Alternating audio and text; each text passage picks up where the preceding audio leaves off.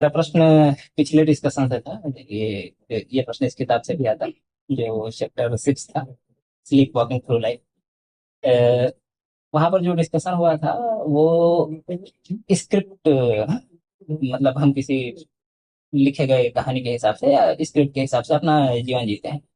तो उसमें जब डिस्कशन हो रहा था तो एक पिंजड़े में जिस चिड़िया की बात हो रही थी, वो मतलब चर्चा में आपने ही कहा था कि पिंजड़े की चिड़िया को आकाश के प्रति कितना प्रेम, लव फॉर स्काई कितना ज्यादा है, ये डिपेंड करता है कि वो कितना सेक्रीफाइस या क्या कीमत देना चाहती है उस फ्रीडम के लिए।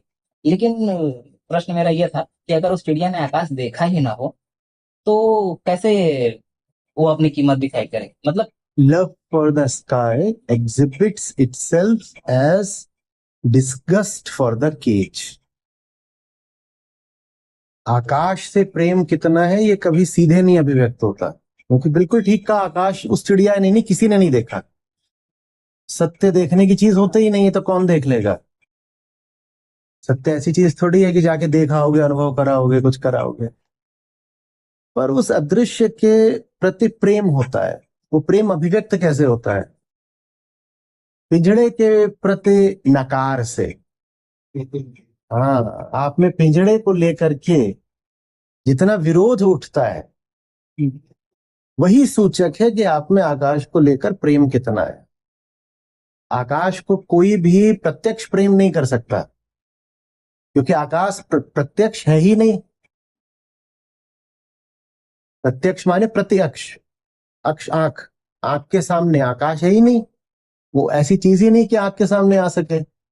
आकाश से कोई प्रत्यक्ष प्रेम नहीं कर सकता। आकाश से प्रेम है कि नहीं, वो बस इसी से पता चलेगा कि पिंजड़े को देखकर आग उठती है कि नहीं, पिंजड़े के प्रति विरोध विद्रोह उठता है कि नहीं, वही प्रेम का सूचक है।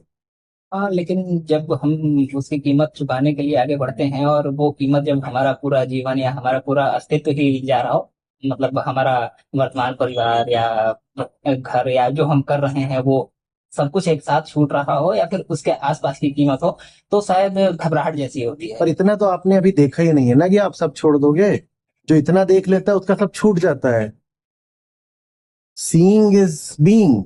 ये तो अभी आप बस हवाई उड़ा रहे हो कि सत्य की तरफ जाऊंगा तो घर परिवार, मेरी पूरी हस्ती, मेरा पूरा इतिहास, मेरी घर, मेरा जमीन, मेरा परिवार सब छूट जाएगा। इतना बड़ा तुमने क्या देख लिया कि सब छोड़। तुम छोटी शुरुआत कर लो, उतना पर्याप्त होगा। ठीक है, छोटी शुरुआत कर लो। कोई नहीं कह रहा सरकारी नौकरी छोड़ दो, तो तुम अभी छोटी शुरुआत कर लो, घूस लेना छोड़ दो, उतना ही बहुत है। या और इधर उधर के